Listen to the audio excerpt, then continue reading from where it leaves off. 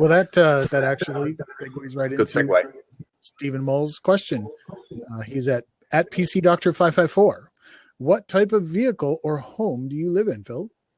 I'm always interested by people who have Twitter accounts with numbers after them. It's almost like, did you put in your name and then on the page where it give you the suggestion of the different usernames, did you just go, oh, I can't be bothered to look for a proper name and just press 554 when it give you the options for a different one? So I have a smart car to get about, to go around, mainly just because of fuel and because I'm tight and I like to keep costs down.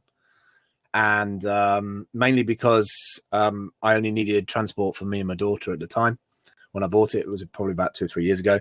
And then the caravan I've got is just like a two-berth caravan. It's kind of an old caravan. It's probably like 20 years old. And it's got like an L-shaped space in the bottom for sort of like a double bed. And it's got all my computer geeky stuff in here and my 4G. Well, you can give us a tour of the whole thing, can't you? I could give you a tour, but I'm not going to give you a tour because it's an absolute mess. Mainly because I've had my... be on worldwide. I know. I didn't tell... The thing is, I have my daughter. I have my daughter on a Saturday, so like I've got to tidy up at some point. But I've had my slow cooker on. I've got all Christmas detritus all over that way. I've got all bags and packaging over this way. Yeah, it's a bit of a mess.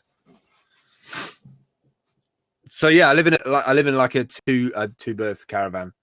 And you've got to explain, because in the US we measure them differently. We measure them by length, right? Like so I've seen a bunch of different 30-foot. So mine is a 30-foot RV.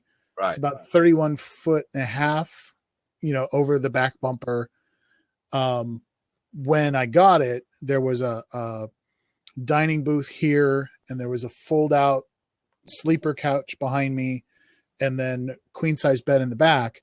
And I ripped all that out and turned this into desks. So in the UK, it would have been a 6-berth. Right. But I've seen them where, you've got a queen size bed in the back. You've got 2 that can go in the dinette. You've got a fold out couch. And then up in the front, they've got a lowering bed that's normally on the ceiling up here. And it comes down. Rails and comes down over the driver's seat. So you could conceivably, in the same length, 10 meters, fit anywhere from, like right now, mine is a 2-berth, but it could be an 8-berth. Right.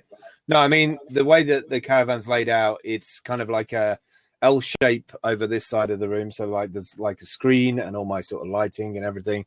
And then there's like all these spaces for storage at the top. Then there's a door to my left, which has like my shower and everything, which, by the way, I've converted my shower into a green screen room, mainly because like whoever decided to put showers in a caravan, like especially these kind of age of caravans, the showers on site are perfectly boiling hot all the time and really good showers. And when I first bought it, I kind of only bought this as a transition phase thing. It was going to be a year or less. And what I wanted to do in this caravan was kind of put solar panels in and various bits and retrofit it with newer stuff. Mainly so that I learned how to do that stuff before I hit the road, but I didn't manage to hit the road last year. I had various things happening last year. But that's kind of the plan for this year and for next year, is to kind of get traveling, get on the road, buy a Volkswagen T5, sort of get rid of the Smart and upgrade to a new rig, if you like, to move on. But this has just been a halfway house. It's been great, but I didn't spend a lot of money on it. It was just somewhere cheaper to move to. I had a house and had various things happen. We hit the recession in the UK, which really hit us for 6 here in Europe. And I went from having, like a 3 or 4 bedroom house with like 3 floors with a converted loft space to basically having nothing and almost being homeless. And luckily, using social media, doing audio boos, doing bits of work remotely, I went to move to a city. And after being there for 3 years, my friends sold their property. So I had to buy somewhere to move to. So I bought the caravan for that. So it's funny. I don't necessarily have an emotional connection with the caravan. It's functional. It's kind of utilitarian for me. It's kind of, it does what it needs to do. I don't have too much like investment in it. I think once I get something like the Volkswagen, the T5, I think I'll put more effort and work into it because it'll feel more like a home because I will have to maintain it. Whereas because I'm static at the minute, as long as the tires don't go flat and nothing leaks, I'm not bothered. It's kind of like just a roof over my head at the minute. Mr. MJ is Safer asks, is it harder to convert solar to 220? I have no idea. I wouldn't know what the difference is between your solar panels and our solar panels in terms of conversion.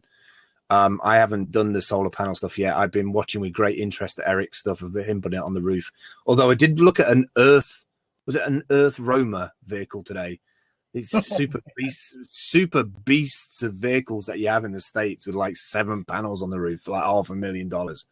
So I'm not in a position for solar. I'm not in the position about talking about solar stuff yet, but I'm really keen to go down that route, because one of the things I'm really interested in is it possible to have like a solar panel array, almost like an array on a garage space almost, that I can put my electric vehicle underneath and have a bank of like old submarine batteries or old telecom batteries and charge those batteries, and then build some kind of system for slow charging an electric vehicle, for instance, like a Nissan Leaf or something.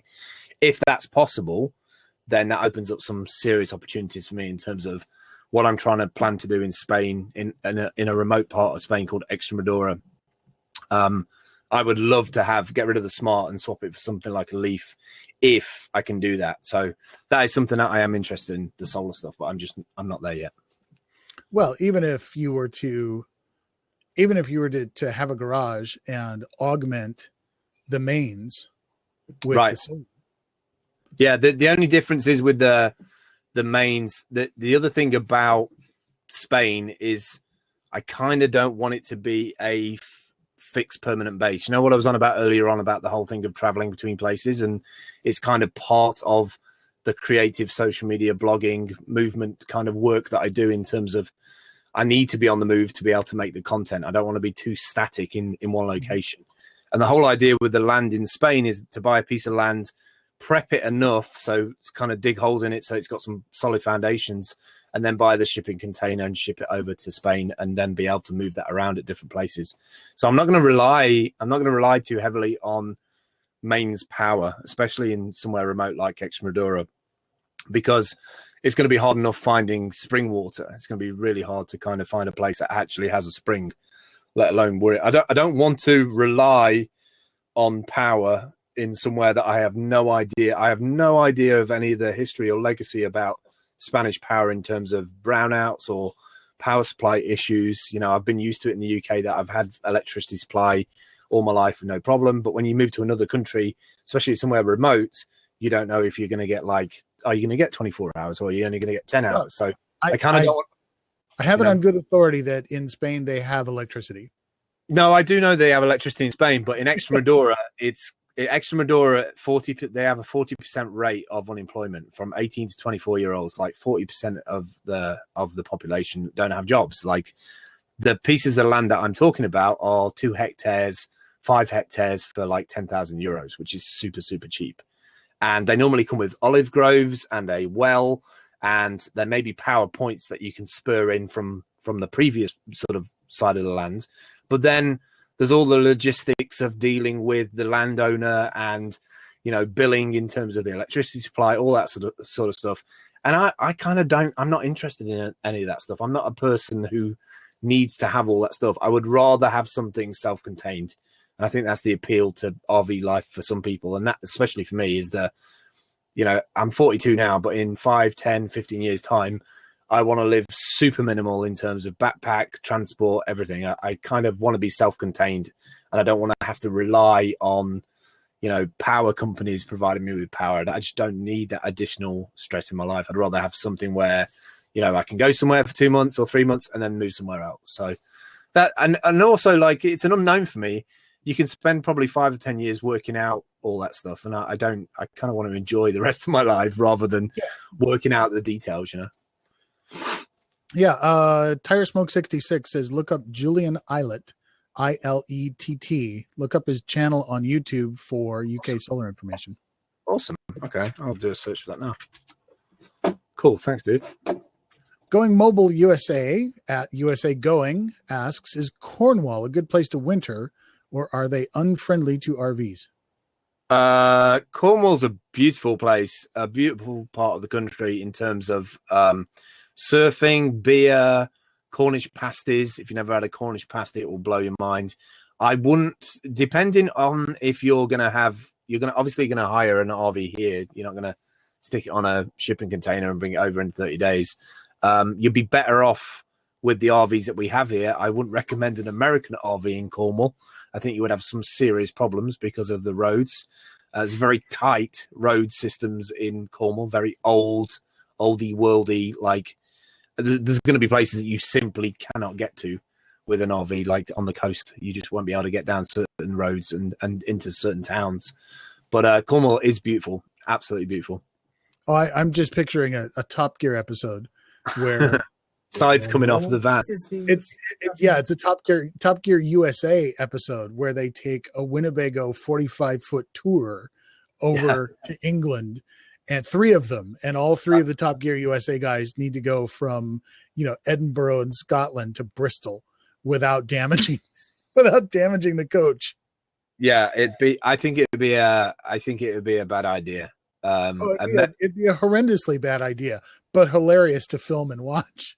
Oh, it'd be hilarious. I just think it wouldn't last very long. I mean, there's certain places, there's certain towns, even just some of the main towns. I mean, you could drive around London, it won't be too bad, but even around some places in London, roundabouts, you won't be able to swing it around a roundabout very easily. So yeah, I wouldn't recommend it. I would look at more stealth campers. I would look at more like a Volkswagen or something like that. And WeeTree has an awesome follow-up question. How would you be able to drive a Winnebago on those tiny lanes that we call cattle paths? You wouldn't be able to, but the most entertainment that you would have if you were live streaming that with a GoPro, I think you'd probably end up with just the chassis left rather than, and leave like the rest of the construction of the RV behind in the cattle path somewhere. And maybe some kind of like bridge that people can pass under or something. Some kind of American bridge that you've managed to erect by just driving down it.